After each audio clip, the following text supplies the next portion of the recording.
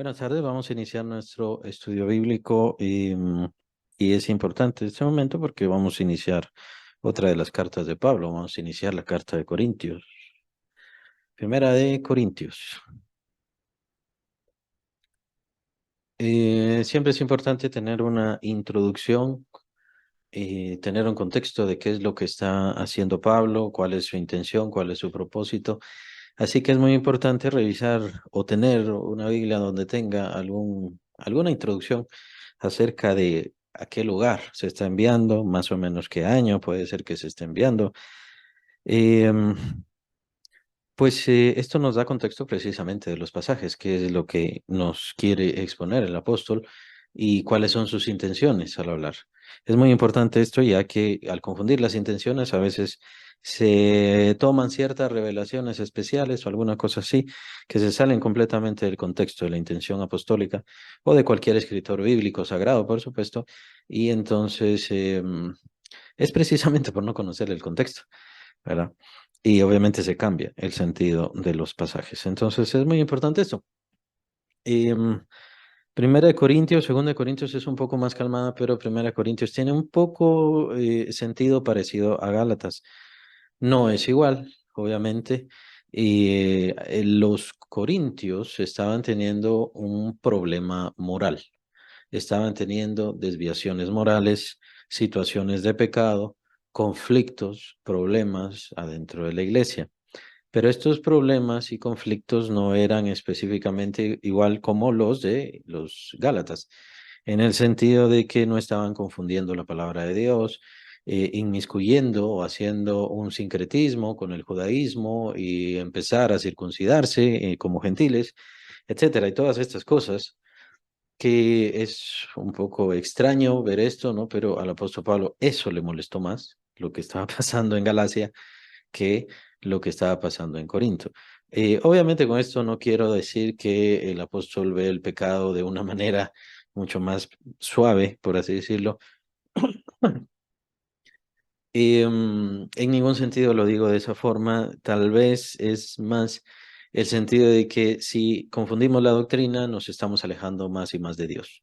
No importa nuestra religiosidad, no importa nuestra supuesta santidad, de todas maneras, nos estamos alejando completamente de Dios.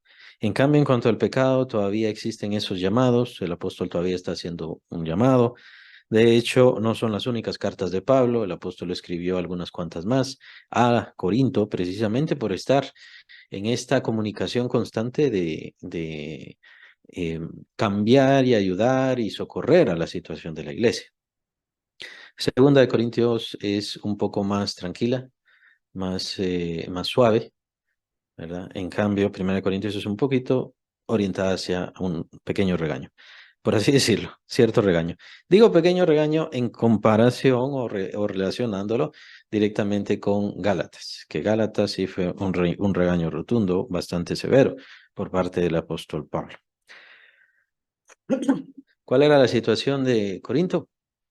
Bueno, la situación de Corinto era básicamente que estaba en medio de todo el área de Grecia. Y Grecia se dividía entre Acaya y Macedonia, y entonces en medio, básicamente, de esa situación, Macedonia y Acaya, se encontraba Corinto. Em, Hubo ciertos conflictos en cuanto a Grecia a lo largo de los años, y según parece Corinto, al menos por algún tiempo fue la capital, pero sabemos que también Atenas fue la capital, así como Esparta, también estaban compitiendo bastante la capital. Lo que tenía Corinto, y es muy importante esto, es que Corinto era muy comercial, era un puerto, y básicamente tenía contactos con dos puertos, lo que lo convertía básicamente en un canal a través del cual pasaba el comercio, de un lado de Grecia hacia el otro lado de Grecia. Entonces es muy importante, un puerto muy importante. Además, como menciono, estaba en medio entre Macedonia y Acaya, lo que sucedía también que el comercio terrestre entre esas dos áreas a fuerza tenía que pasar por Corinto. Esa es la situación de Corinto. Entonces, debido a su situación geográfica, era algo muy estratégico, era algo muy importante, Por eso menciono, hay quienes le llaman que, al menos por algún tiempo fue la capital, fue la capital de Acaya. No estamos seguros al respecto, pero sí fue una ciudad importantísima. Lo que quiere decir es que el apóstol Pablo citó ahí una iglesia, fundó una iglesia de forma estratégica. Al formar esa iglesia ahí en Corinto, perdón, al formar esa iglesia ahí en Corinto, estaba localizándola en una situación central, en un lugar, posicionándola en una situación central y muy importante, vital para el Evangelio. De ahí podían partir varios a las misiones y a diferentes regiones. Además era muy cosmopolita, quiere decir que había muchos de Roma, de hecho estaba formado por muchos ciudadanos romanos, pero que sí había cierta opulencia. No era como el caso de Filipos, que según parece había bastante pobreza. Pues en Filipos lo que se habían asentado sí eran romanos, pero eran romanos veteranos. En este caso no, eran romanos, pero comerciantes. Aún así, muchos habían salido huyendo, como es el caso de Priscila y Aquila, que se encuentran precisamente en esta situación y en esta área. Es muy importante, Priscila y Aquila, y también se mencionan en esta carta, especialmente al final. Pero Priscila y Aquila fueron compañeros importantísimos para el apóstol Pablo y precisamente los encontró y los discipuló literalmente aquí en Corinto, en esta ciudad tan importante, debido a que era un puerto, debido a que era una zona comercial, debido a que era un área de paso, una ciudad de paso. Entonces había mucho dinero, al decir cosmopolita quiere decir que había muchas etnias, muchas diferentes culturas. Había mucha gente extranjera que iba, venía, que se quedaban por un tiempo, después se iban. Entonces, la distribución del evangelio sería muy importante, muy valiosa precisamente por esta área en la que se encuentra esta ciudad tan importante. Ahora sucede que por ser una ciudad importante, una ciudad muy valiosa, una ciudad muy rica o de gente de mucha riqueza, pues lo que sucedía es lo mismo que con la situación de Roma. ¿Qué pasaba con Roma? Pues la degradación era grande. No era una zona aislada en donde pues no se sabía mucho sobre lo contemporáneo de la época, ¿no? En cambio, eran romanos, como menciono, y que tenían dinero, entonces que hacían por lo general divertirse, dedicarse a los placeres, al pecado, a lo malo, etcétera. Esa es la situación y es la situación de la iglesia en Corinto. El apóstol Pablo entonces escribe esta carta y varias cartas, no es solo primera y segunda, sino hay, según parece, más, que obviamente no las tenemos, solamente tenemos primera y segunda, que fueron las que quiso conservar el Espíritu Santo. Es decir, en eso nos quedamos plantados, no, no nos hace falta el mensaje de otros lados. Lo que nos hace falta es lo que ya tenemos y solamente estudiarlo bien, pues el propósito del Espíritu Santo es lo que ya está aquí escrito. Un dato importante que menciono al respecto es de que acabamos de ver la carta de Romanos y terminar toda la carta de Romanos. Bueno, lo que pasa con Romanos es de que Romanos fue escrita después de Primera Corintios.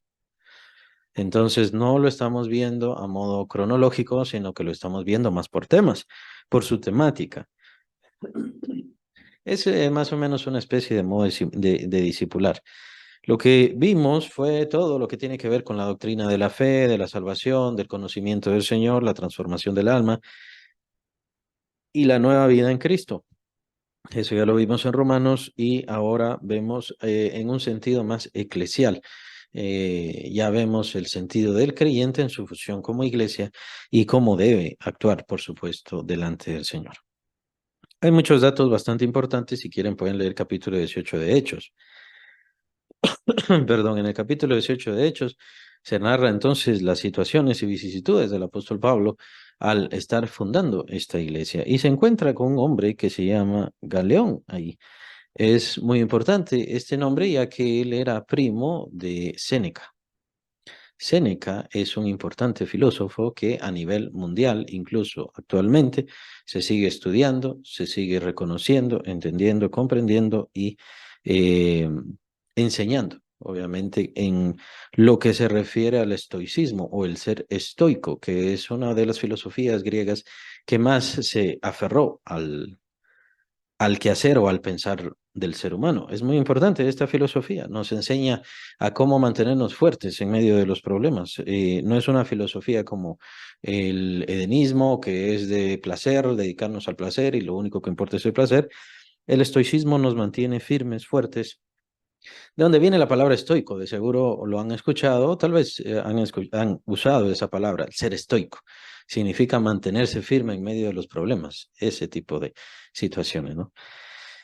Esto viene de la filosofía estoica, y vemos a Pablo en medio de esta situación, en medio de este conflicto, donde este Galeón no solamente era primo de Séneca, sino también era un personaje importante ahí en Corinto.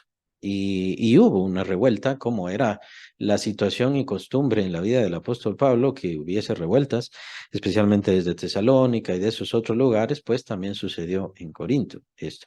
Es por eso que el apóstol tenía que trabajar rápido y tenía que seguir perseverando. Señalo esta situación de Séneca, Galeón y toda esta situación. ¿Por qué? Porque Corinto, las cartas a los corintios también nos refieren un poco sobre la filosofía griega. Entonces se menciona un poco más acerca de la filosofía griega. Es cierto que lo vimos un poco en Romanos, pero en Romanos el apóstol se centra solamente en la doctrina de la salvación, la regeneración, el nuevo nacimiento, ese tipo de cosas, aunque no ahonda mucho más allá que como va a ahondar acá en Corintios. Aquí nos va a hablar ya amplio y en gran medida de quién es el creyente en la iglesia, cuál es su función, cuáles son sus dones, etcétera, etcétera, etcétera. Todo ese tipo de situaciones la vamos a ver en Corintio, cuestiones de pecado, cuestiones de conflictos, problemas adentro de la iglesia, ¿qué sucede? Claro, también hay muchos pasajes importantísimos, importantísimos con respecto a la salvación, muy valiosos. El apóstol Pablo lo deja eso y sí los vamos a ver, por supuesto, pero esos son básicamente los términos y la situación de la carta. La idea es un poco entrar y atender este conflicto que tenían, las divisiones que tenían, los problemas de pecado que tenían, y es así como vamos a ver las palabras del apóstol Pablo indicando y señalando todas estas cosas.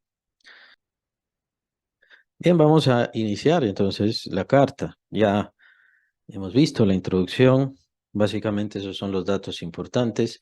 Hay algo muy importante sobre este Séneca, que fue instructor de Nerón, por cierto. ¿Se recuerdan Nerón, el gran perseguidor de la iglesia, que tal vez uno de los primeros como emperador romano propiamente,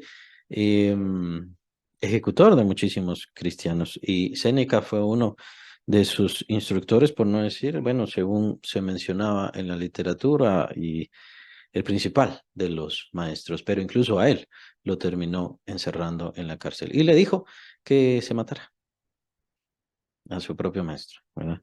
Imagínense cómo era Nerón y cómo era la situación en aquel entonces. Bien, entonces ahora sí vamos a entrar a la carta, que es lo que nos importa.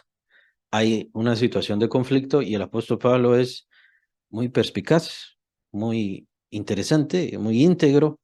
Tiene que apegarse al propósito, al evangelio que él ha recibido. ¿Se recuerdan? Él dice mi evangelio. Él tiene que apegarse porque es una revelación divina. Él ha sido enviado por Dios. Entonces, él tiene que apegarse a su evangelio, pero tiene que corregir, y utiliza esta carta precisamente para corregir muchos de los defectos que tenían en aquel entonces debido a su situación cultural. El hecho de ser cristianos no nos hace ya perfectos. Eso es muy importante. Tenemos que integrarnos a eso.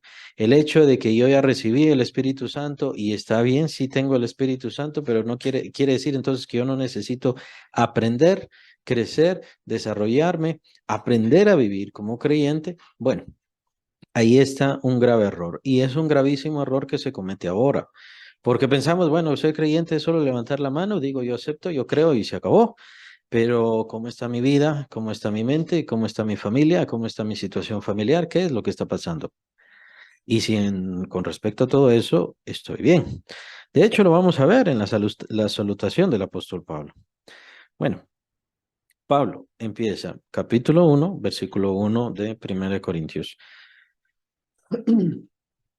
Pablo, llamado a ser apóstol de Jesucristo por la voluntad de Dios, y el hermano Sóstenes. Solamente para hacer algo un poco de contexto, este hermano Sóstenes Em, la literatura no se pone de acuerdo exactamente quién es. Algunos dicen, bueno, de plano era hermano de Pablo, aunque de una forma muy fría, y me refiero a hermano, hermano literal de carne, pero es una forma muy fría de tratarlo como hermano. Existe otro Sóstenes que aparece también, y si no estoy mal, capítulo 19, si no, de seguro está en el 18, 18 y 19 también de Hechos, en donde aparece un Sóstenes que es el principal de la sinagoga, y este principal de la sinagoga es el que ataca a Pablo y lo lleva ante este galeón, el que estaba mencionando hace un momento. Lo lleva ante ese galeón para acusarlo. Algunos dicen, bueno, es el mismo Sóstenes. Lo que quiere decir es de que entonces Sóstenes atacó a Pablo y aquí de seguro se convirtió Sóstenes, pero no es seguro. Como digo, nadie se pone de acuerdo. Busqué Sóstenes y a mí me parece que es el amanuense, el secretario, por así decirlo, de la carta. Por eso es que lo escribe al principio, pero no lo dice específicamente. Ahora, sí, en el capítulo final sí se menciona la salutación es de mi mano. Bueno, si quieren lo vamos a leer. Eh, el último capítulo de Corintios, si no estoy mal, es el 16.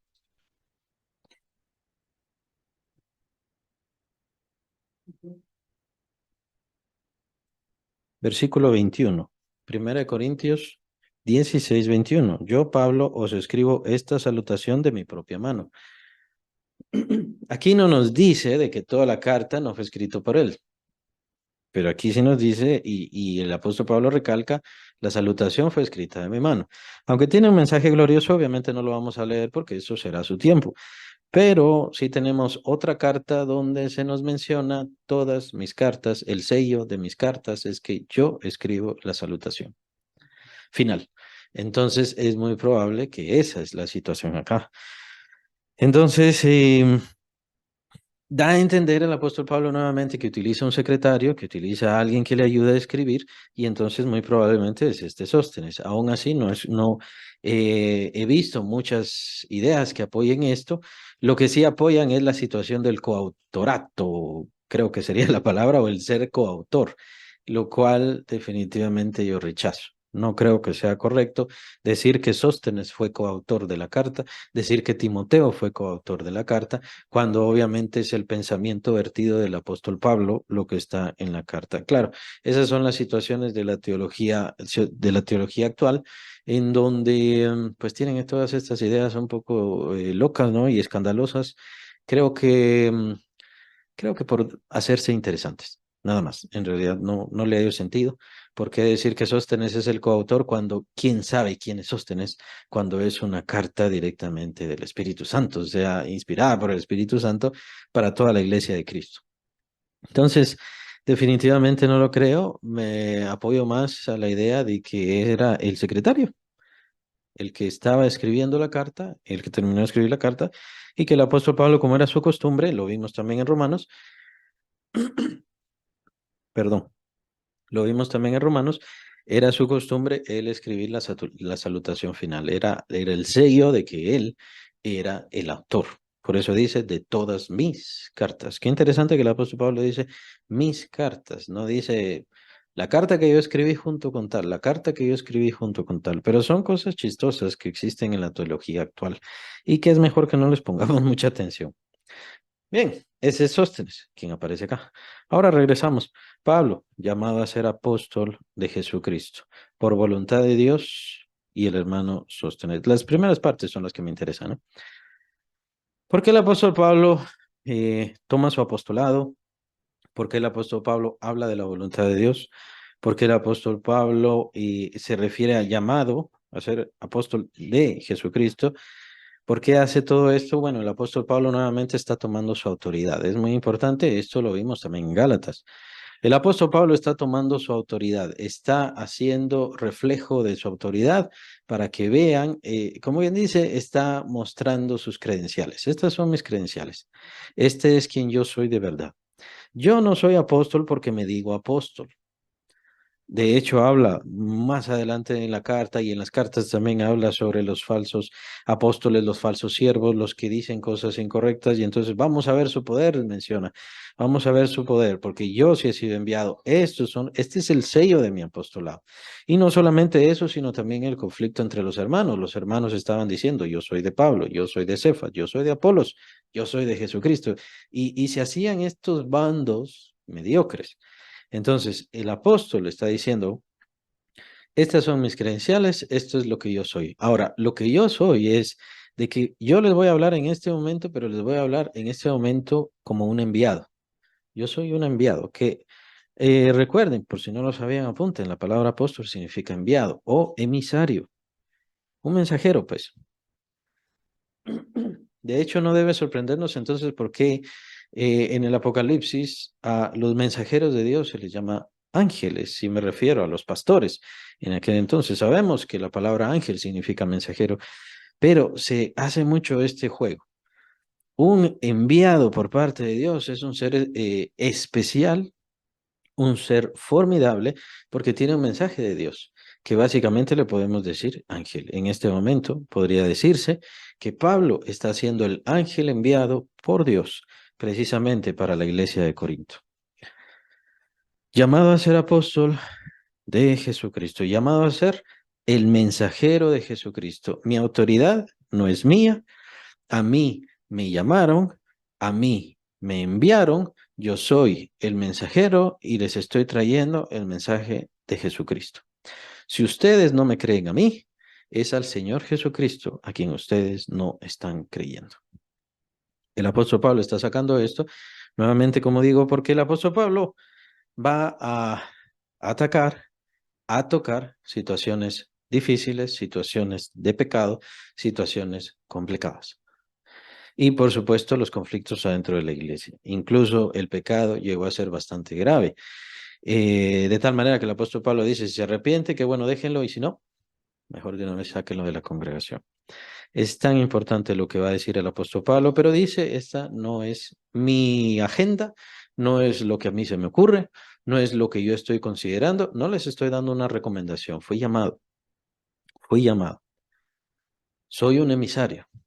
Y soy un emisario que viene en nombre del Señor Jesucristo trayendo el mensaje del Señor Jesucristo. Ahora, todo esto es por voluntad de Dios. Sabemos que el Señor Jesucristo se sujeta al Padre Celestial, está sujeto, entonces es voluntad de Dios Trino, quien, que el mensaje que yo les traigo y lo que ahora les voy a decir.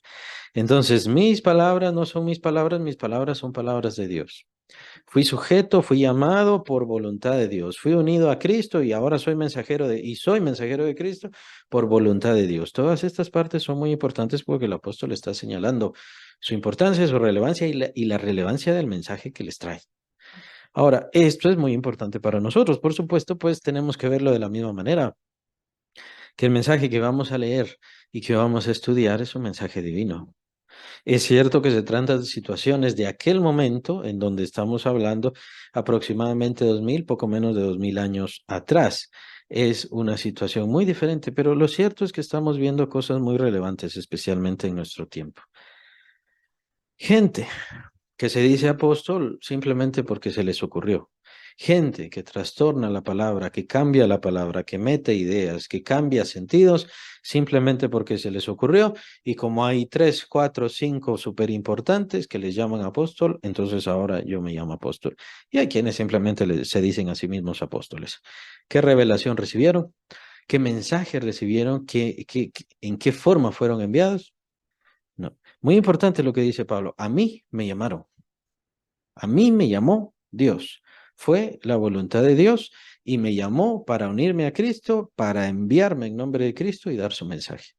Muy interesante porque cualquier persona que se quiera poner en ese sentido, que se quiera poner en esa situación, tendría que tener las señales de apostolado y tendría que tener las señales del emisario. Bueno, ya todo esto ya no sirve, ahora lo que yo les traigo, eso sí sirve y eso es importante. Sabemos que siempre habrá gente crédula.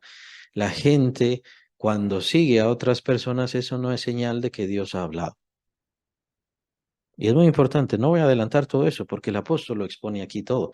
¿Cuáles son las señales del emisario? ¿A quién tenemos nosotros que seguir? ¿Quién es un enviado de Dios? ¿No?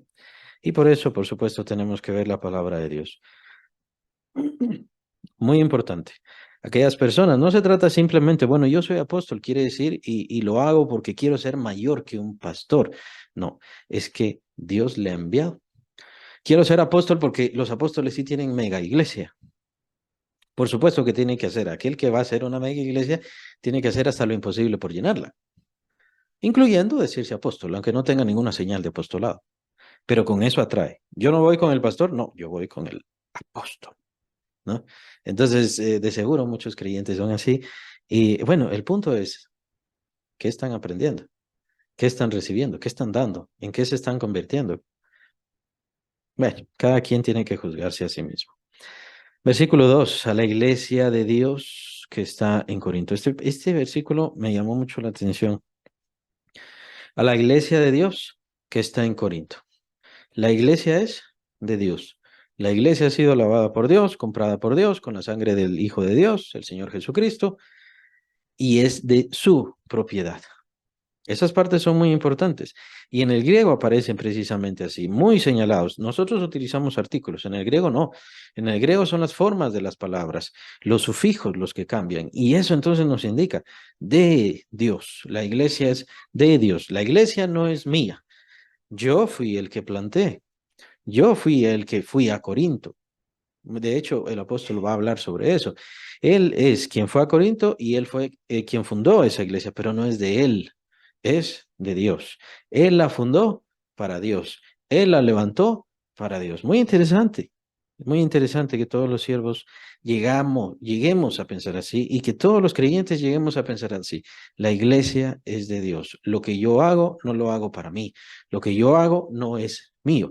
Lo que yo hago es para que sea de Dios. Entonces, ¿cómo lo voy a hacer? ¿Estará recibiendo correctamente? ¿Estará recibiendo porque mi ofrenda a Dios, mi hacer hacia Dios es correcto? Y así que Dios lo está recibiendo, me viene a la mente entonces la ofrenda que hizo Caín. ¿Se recuerdan la ofrenda que hizo Caín? ¿Qué pasó con Dios? ¿Qué le dijo Dios? Dios la rechazó. Por eso Caín se enojó con su hermano, contra su hermano. De hecho, el apóstol también hablará sobre la edificación de la iglesia y serán precisamente partes que tienen que ver con esta carta. Es muy importante. La iglesia de Dios que está en Corinto. Em, Existe la iglesia local. Y está bien, la iglesia local y la iglesia local que está en Corinto es diferente a la iglesia que está en Roma y es diferente a la iglesia que está en Galacia. Es muy interesante esto. Vean que muy probablemente es una buena ilustración sobre las denominaciones. Aquellos hermanos les gusta adorar de esta manera y está bien. A nosotros nos gusta adorar de esta otra. A aquellos otros les gusta adorar de aquella otra. Está bien. Pues hay diferencia en la congregación. Hay diferencia en las congregaciones, pero Dios es el mismo. Dios es el mismo y Dios se centra precisamente en cada congregación, conoce cada congregación, juzga cada congregación y asimismo premiará a cada congregación y a cada miembro de cada congregación. Y eso lo vemos obviamente en los primeros capítulos de Apocalipsis. El mensaje a las 7 iglesias, mensaje a Éfeso, Filadelfia, Sardis y todas esas. Yo conozco lo que has hecho bueno, conozco lo que has hecho malo y lo que sigues haciendo malo. Y entonces esto va a ser tu premio si te arrepientes, si cambias, si mejoras, si permaneces en lo que has aprendido, en lo que has recibido y en lo que estás haciendo, entonces vas a recibir la recompensa, pero tienes que permanecer. El Señor conoce. Y cada grupo, cada etnia tiene su propia forma de ser, parecer, adorar, alabar, exaltar y sentir. El propósito es que Dios sea el mismo y también, por supuesto, que la doctrina sea la misma. Eso es lo importante. Pues recuerden que el Señor Jesucristo es la piedra del ángulo, por supuesto, pero el fundamento son los apóstoles. Si nos salimos de ese fundamento, si nos afilimos de esa piedra del ángulo, entonces ya cambiamos completamente el edificio. Deja de ser edificio de Dios y se convierte en otra cosa, más exactamente edificio del diablo. la iglesia de Dios que está en Corinto. Es un mensaje específico a la iglesia en Corinto. Por supuesto que nosotros vamos a extraer si estamos en esa misma situación. Nuestra iglesia habrá pecado, habrá disensión, habrá problemas, habrá disputas entre los hermanos. Entonces ahí vamos a ver. Es bueno entonces tomar el sentido teológico de la carta y entonces apropiarlo, usarlo, hacerlo nuestro, porque de seguro Dios nos está hablando precisamente a través de la carta. A los santificados en Cristo Jesús, llamados a ser santos, con todos los que en cualquier lugar invocan el nombre de nuestro Señor Jesucristo, sea de ellos y nuestro. Muy interesante ese versículo, ¿no? Esa es la parte que continúa. 2 veces menciona santidad o santificación. Muy importante. ¿Por qué menciona esto el apóstol Pablo en este versículo? Es bastante claro, ¿no? Por el mensaje que va a dar. Va a hablar de las discusiones, de los problemas, de la situación de conflictos adentro de la iglesia, pero también va a hablar la situación de pecado, los problemas en el matrimonio, situaciones y desviaciones sexuales, todas estas cosas el apóstol Pablo las va a afrontar en la carta. Entonces dice, hey, recuérdense cuál es el llamado. El llamado que todos nosotros tenemos es un llamado santo y hacia la santidad. Así que esa es nuestra visión, ese es nuestro propósito. Nuestro propósito no es hacer más milagros. Nuestro propósito no es tener un programa de televisión, no es tener un canal de televisión cristiano. Nuestro propósito principal y a lo que fuimos llamados es hacer santos porque Dios es santo, nuestro Padre es santo. Y Él nos va a presentar de forma santa, perfecta, delante de Él. Y ese es el propósito. Y ese es el caminar del creyente. Los creyentes acá en Corinto lo habían olvidado. Lo habían olvidado y entonces entraban en disputas, entraban en conflictos, entraban en situaciones malas y esto podría deberse a que había pecado adentro de la iglesia, muy probablemente sí. Estas son eh, palancas que utiliza el diablo. Cuando le damos la oportunidad a través del pecado, él utiliza, él entra, él se mete y empieza a infectar, empieza a dar problemas. En la iglesia se dan problemas. Entonces, es muy interesante que la carta aborda los conflictos de la iglesia, que ya estaban empezando a ser conflictos doctrinales, pero también aborda los conflictos de pecado individuales, íntimos y personales. Es cierto, que en una situación y en una civilización como la de Corinto, que es igual como con Roma, ya era cualquier cosa ver el homosexualismo, ya era cualquier cosa ver eh, la sexualidad en grupo, el exhibicionismo, no digamos los conflictos y las batallas estas de exhibición y de diversión, de recreación de gladiadores, donde se asesinaban, se quitaban la cabeza, se metían espadas, se metían lanzas y la gente feliz, extasiada. Esa era su diversión, ese era su fútbol de aquel momento, ¿no? Entonces, estaban en una civilización en donde el pecado estaba tan normalizado que ya no se veía mal y ya nadie lo discutía de una forma mala. Y ahora el apóstol Pablo va a afrontar esto a través de la carta. Es muy interesante. Es muy interesante por diferentes razones. Entre ellas, bueno, estamos viendo el contexto de la carta en donde el apóstol Pablo, siendo un hombre santo, un hombre apartado de Dios, conociendo la presencia de Dios y que al conocer la presencia de Dios, lo que ve sobre todas las cosas es la santidad de Dios. Es como Isaías cuando estaba delante de la presencia de Dios y escucha el canto de los serafines, santo, santo, santo Jehová de los ejércitos. Entonces, es ese lugar de santidad. No somos santos, ni el Señor quiere que seamos santos porque somos como muñequitos de exhibición, que Él quiere que se vean bonitos. Es que es su presencia es santidad absoluta, limpieza y luz total. Para estar delante de Él, tenemos que ser perfectamente santos. De hecho, el escritor de Hebreo lo dice claramente, ¿no? Sin santidad nadie verá al Señor. Y es lo bueno que recibimos santidad a través de Cristo, pero ahí está esa purificación. ¿Qué tanto vivimos esa santidad? ¿Qué tanto tomamos esa santidad, especialmente en un mundo y en una generación donde el pecado es bueno, correcto, y aquel que señala el pecado es un fanático, una persona insatisfecha, porque quisiera ser y hacer lo que esas personas hacen, pero no puede, porque se siente mal a sí mismo, etcétera. Esa es la situación en la cual estamos viviendo ahora. Por eso les mencionaba, veamos lo que dice la carta y si son las situaciones que estamos viviendo hoy. Si son las situaciones que estamos viviendo hoy, el Espíritu Santo tiene mucho que decirnos a nosotros con respecto a la santidad y con respecto a, ¿estamos olvidando la santidad? Hemos olvidado la santidad y no nos recordamos de que el Señor nos está llevando de gloria en gloria precisamente para que crezcamos en esa santidad. A los santificados, muy importante esto para los amigos católicos, ya estamos santificados. No necesitamos la santidad de ningún hombre de blanco. No necesitamos que un hombre de blanco que se siente en un trono por allá, como que sintiéndose en el trono, sentándose en el trono del mundo, nos diga que somos santos. Dios ya nos ha hecho santos. ¿Y por qué nos ha hecho santos? ¿Cómo nos ha hecho santos? Nada más y nada menos en Cristo Jesús. Todo aquel que está en Cristo Jesús ya es santificado. Ya está santificado. Ya ha sido apartado para Dios. Recuerden que la palabra santidad significa estar apartado. Y es de eso de lo que va a hablar el apóstol Pablo. Hey, ustedes ya han sido apartados para Dios. Es un tema muy importante. ¿Por qué? Porque ellos seguían viviendo en el mundo y seguían siendo del mundo. Seguían actuando como los del mundo y deseando las cosas del mundo. Entonces, es muy importante. Esto abre nuestro conocimiento precisamente a la congregación de Corinto, en donde habían recibido muchos dones, lo vamos a ver más adelante.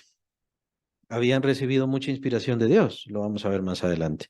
Muchas personas importantes, Apolos, Priscila y Aquila, y diferentes, fueron parte de esta congregación y estuvieron en este tiempo en esta congregación. Ahora, ¿qué pasa? ¿Eso significa que un creyente ya es perfecto? Eso significa que el creyente no necesita cambiar. Si ya ha recibido a Cristo, el creyente no necesita cambiar. El creyente no está en ese estado de transformación, mejora y renovación hacia la perfección que es Cristo Jesús. Si lo necesito, no lo necesito. Definitivamente la carta dice que sí. Y aunque ellos habían recibido milagros, aunque ellos habían recibido dones, aunque ellos habían recibido mucha inspiración por parte de Dios, tenían mucho camino que andar. Les faltaba mucho. De hecho, el apóstol Pablo en una ocasión les dice, ustedes son carnales. Sí, son cristianos, pero son carnales. Son santificados, sí, pero no saben nada de la santificación y mucho menos la viven. Han recibido muchos dones, muchas cosas de parte de Dios, de parte del Espíritu Santo, sí, pero no saben cómo usarlas y qué es lo que quiere hacer Dios a través de ellas y a través de ustedes. Es un gran problema, pero abre nuestros ojos, toda aquella que se acerca a Cristo, todavía tiene mucho que caminar. Por eso es importante y bueno, esta es una razón más. Aquellas personas que digan, bueno, yo me voy a reconciliar hasta que ya esté en el punto de mi muerte, cuando esté ahí ya convaleciendo en mi cama, entonces ahí llamen al pastor o a quien sea, ahí voy a aceptar. Y una de las razones, digo, es que los creyentes tenemos tanto que cambiar. Tanto es el camino para esa perfección, para ese caminar, para esa santidad que Dios quiere hacer para nuestras vidas. Y esto no es porque nos estamos ganando la salvación. La salvación ya la tenemos porque Cristo la pagó y la ganó para nosotros. Compongo las palabras para que sea lo más detallado posible. Nosotros no tenemos que hacer nada y de eso se refiere la santificación. Ya hemos sido santificados. Ahora estamos viviendo esa santidad. Nos cuesta. Estamos andando en santidad, nos mantenemos en santidad, nos es muy difícil. Por eso a veces le pedimos al Señor cosas y no vemos la respuesta. Por eso el Señor quiere bendecirnos más y no podemos. ¿Por qué? Porque nos cuesta la santidad. Tenemos que ir caminando. en santidad. Es que yo ya sé muchas cosas, no le estoy hablando de que sepa. De hecho, el apóstol Pablo también habla sobre el conocimiento. El conocimiento envanece, pero el amor edifica. ¿Por qué nosotros no amamos como Cristo? Porque nosotros no vivimos en esa santidad, porque no estamos caminando en esa santidad. Por eso nos cuesta amar como Cristo. Por eso nos cuesta perdonar a todos nuestros enemigos también. Tenemos mucho que caminar. Por más grandes dones que tenga alguien, por más don de palabra, don de predicación, tiene que seguir caminando, perfeccionándose, mejorando. Siempre hay algo que cambiar, siempre hay algo que mejorar, siempre hay algo que enriquecer. Diferentes situaciones. El creyente tiene que mantenerse en constante crecimiento, desarrollo y comprensión de lo que es. Es cierto que la palabra es muy importante, es la palabra de Dios, no le quito su lugar en lo más mínimo, pero nosotros somos la expresión de esa palabra, nosotros somos la luz al mundo, nosotros. Es cierto que la palabra de Dios es luz al mundo, pero la gente necesita ver esa transformación, esa luz, necesita ver esa santificación. Dios ya nos ha santificado en Cristo Jesús. Ajá, ¿lo ve la gente? Y si quieren, no vayamos tan lejos. Podríamos decir, ¿lo ve la iglesia? Bueno, no vayamos tan lejos, lo ve su familia. Su familia ve la santificación que Cristo Jesús le dio, le otorgó.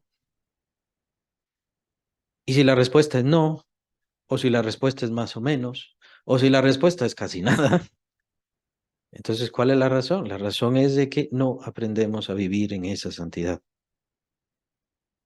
Ya por eso dice, llamados a ser santos. En las ilustraciones y especialmente en los seminarios, pues se menciona que existen dos diferentes tipos de santidad. Yo pienso que es la misma que recibimos en Cristo y la idea es empezar a expresarla. El problema es expresarla. Ya recibimos la santidad, ya recibimos la santificación por medio de Cristo Jesús, ya hemos sido bañados, sería la idea más exacta. Y para eso lean el pasaje cuando el Señor Jesucristo lava los pies de sus discípulos y toda la conversación que tuvo Pedro. Lávame, pero bueno, lávame todo. Entonces, no, ya estás lavado. Solo necesitas lavarte los pies. Ese caminar nosotros no lo hacemos.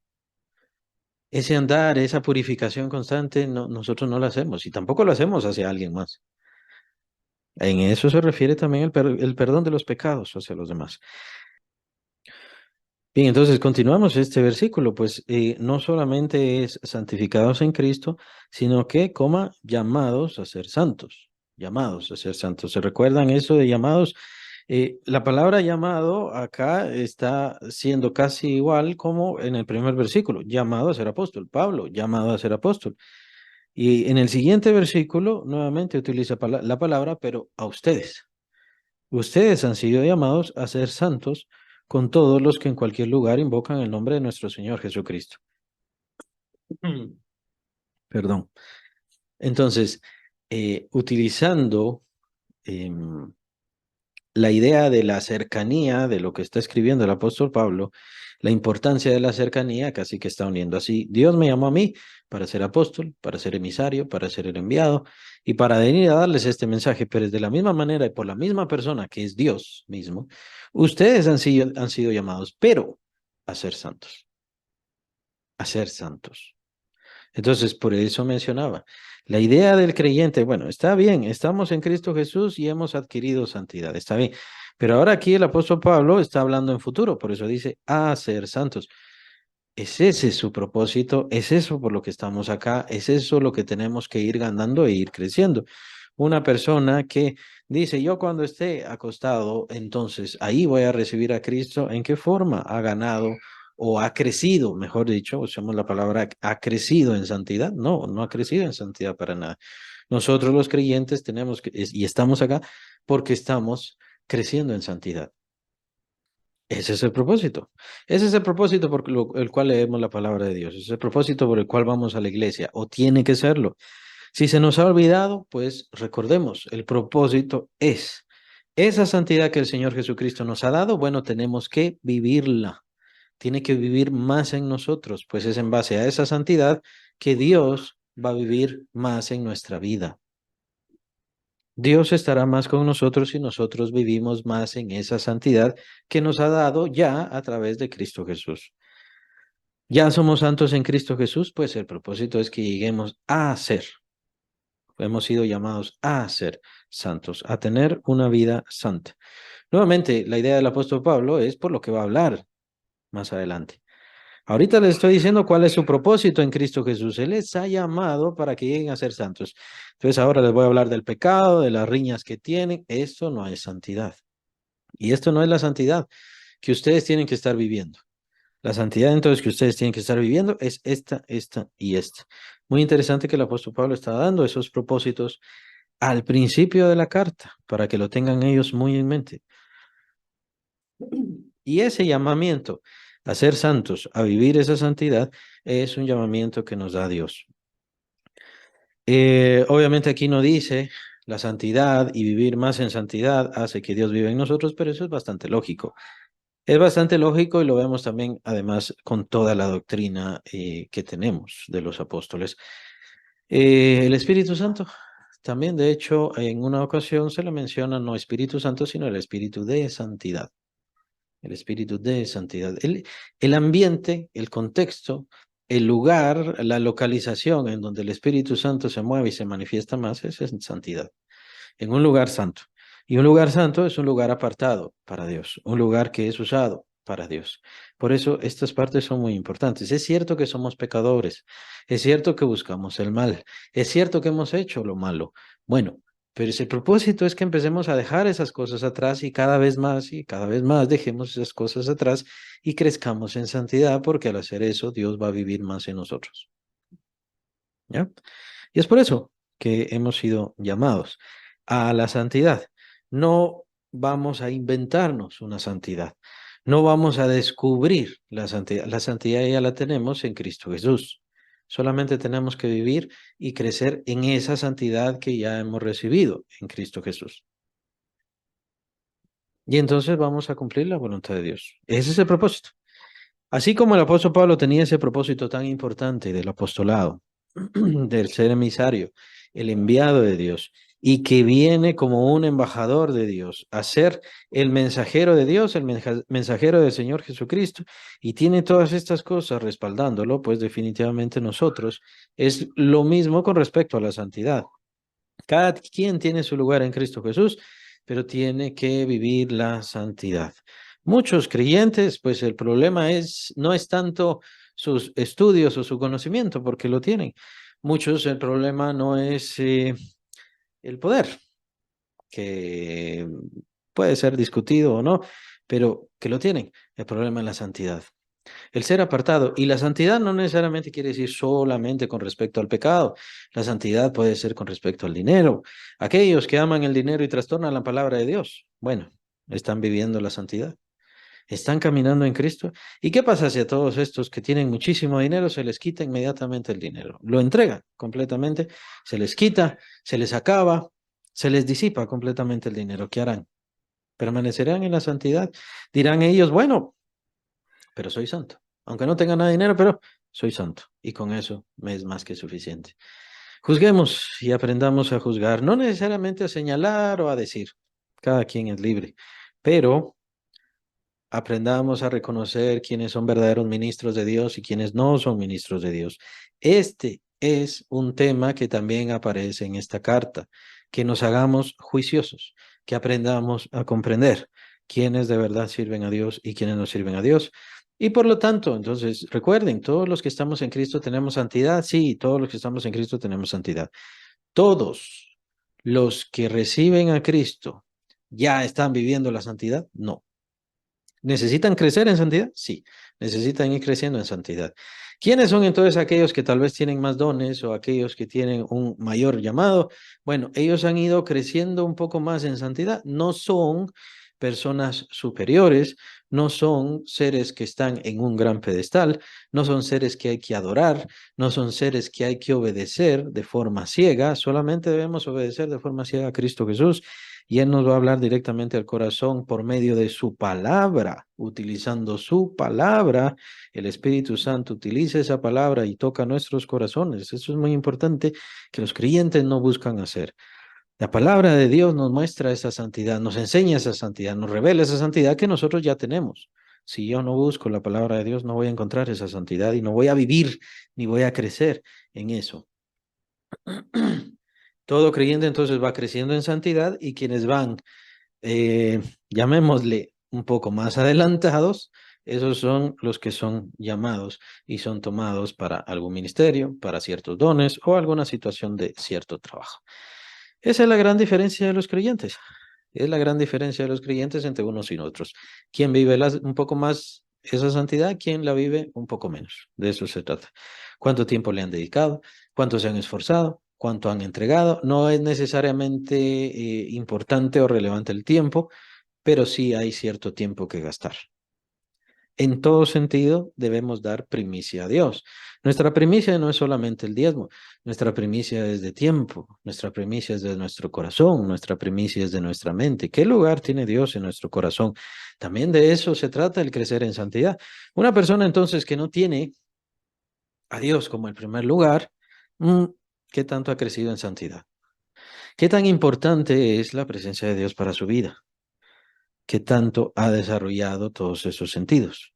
Y todo esto es lo que se debe preguntar el creyente. Venir a Cristo, como mencionaba antes, no nos hace ya vivir en esa santidad y no nos hace, bueno, ya cumplí el propósito de Dios. El creyente tiene que ir creciendo en esa santidad que ha recibido, pues para eso ha sido llamado.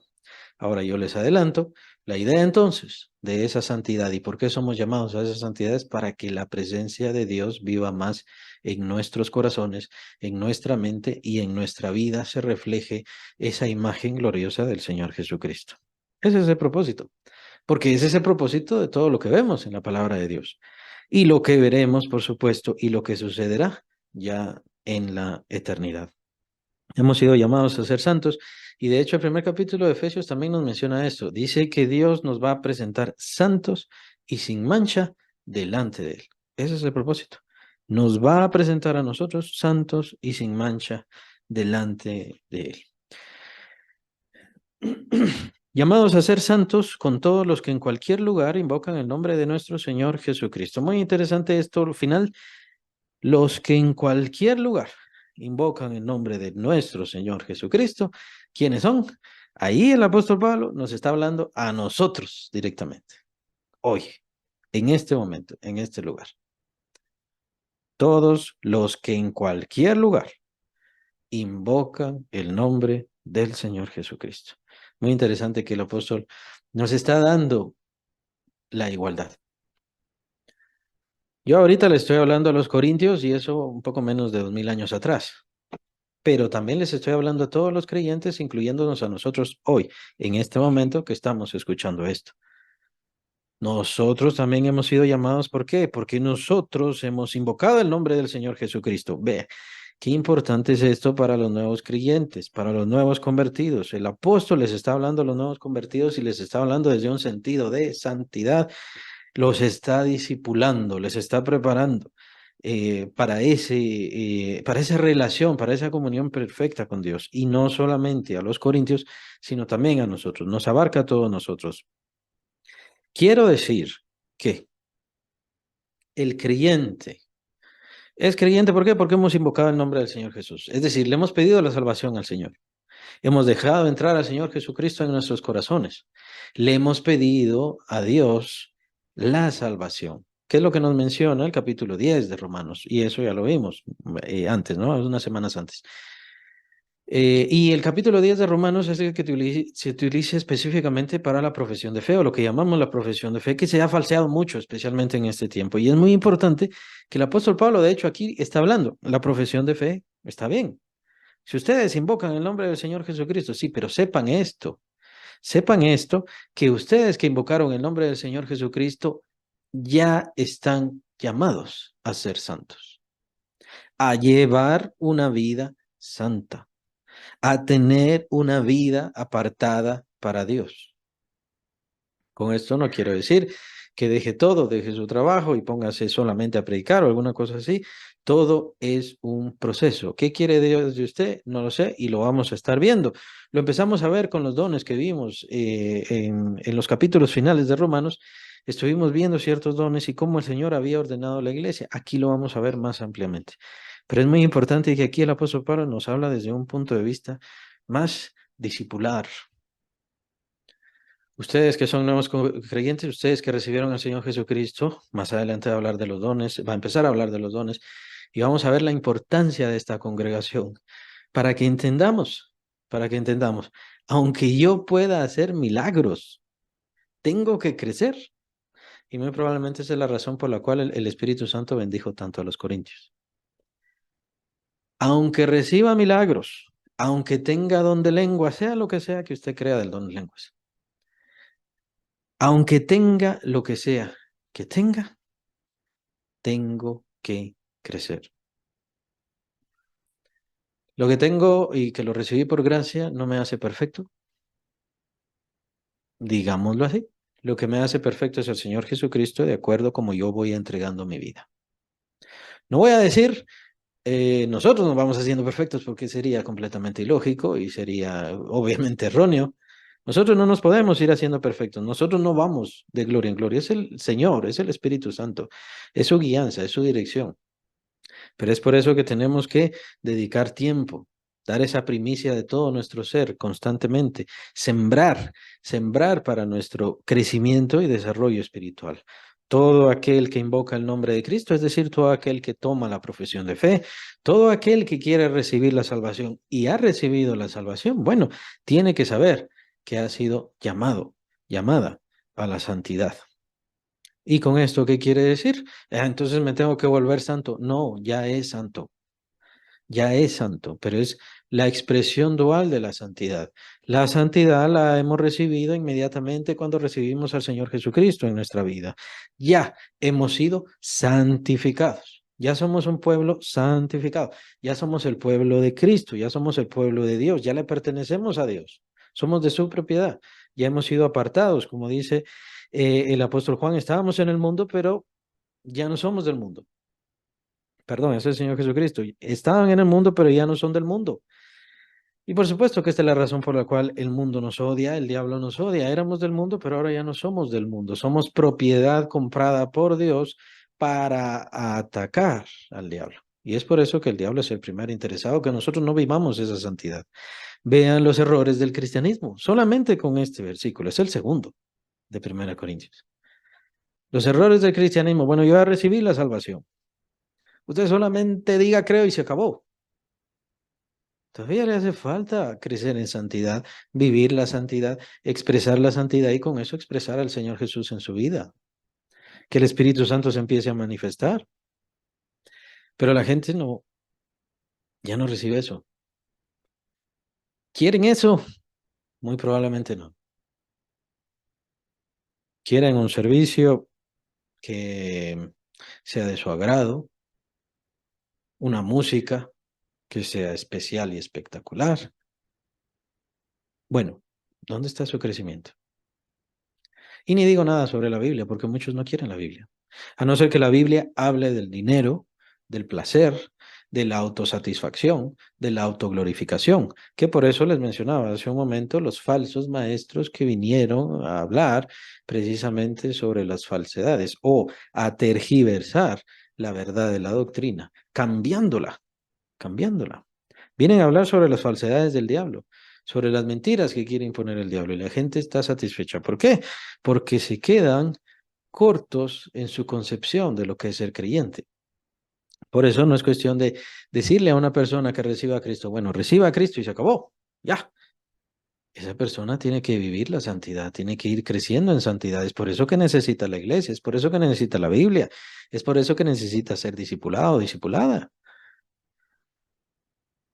Y necesita entregarse, porque si no se entrega no sirve de nada.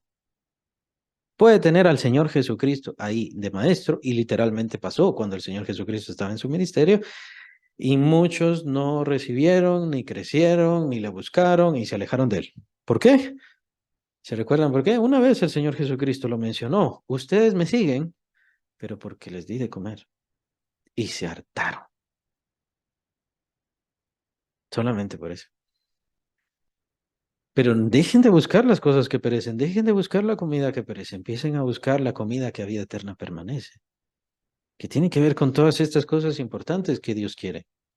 Cuando nosotros cortamos el Evangelio, cuando nosotros sesgamos el Evangelio, cuando nosotros tergiversamos el Evangelio, o lo que pasa en el mundo, quiero decir, entonces le quitamos cosas que son indispensables y el Evangelio deja de funcionar en esa persona.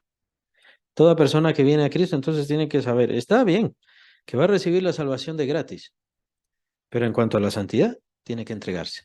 La santidad también es gratis porque se recibe con Cristo Jesús. Pero, ¿cómo va a vivir esa santidad? ¿Cómo va a crecer en esa santidad? ¿Cómo va a ir mejorando su santidad? Y al mejorar su santidad va a ir mejorando, créamelo, su comunión con Dios, va a ir mejorando su situación de familia, su situación de iglesia, su situación personal, en todo sentido. Pero nosotros dividimos, nosotros partimos. Y muchos creyentes, por qué no decirlo todos, en algún sentido y de alguna forma, ¿no? Como ahora se está haciendo de una manera tan errónea y tan mala, pero a veces nosotros tergiversamos las cosas y desentendemos las cosas. ¿Los dones son un fin? No, los dones apenas son un medio. Lo vamos a ver en esta carta. Nos vamos a quedar solamente en este versículo porque ya no tenemos tiempo. Lo vamos a ver en esta carta, pero los dones apenas y nada más son un medio. ¿Cuál es el propósito de Dios? Ya nos dio la santidad. Qué bueno, la estamos viviendo. Ese es el propósito. Porque al vivir la santidad vivimos el propósito de Dios, vivimos el llamado de Dios, cumplimos el llamado de Dios y sobre todas las cosas, y diría yo lo más importante, la presencia de Dios convive cada vez más y cada vez más en todo lo que yo soy, no solamente cuando voy a la iglesia, no solamente cuando cierro mis ojos y voy a orar, no solamente cuando abro la Biblia, entonces la voy a leer, sino en todo sentido y en toda situación, la presencia de Dios empieza a vivir y a manifestarse a través de mí por esa santidad que ya tenemos, pero que no vivimos, por esa santidad en la cual nosotros no crecemos.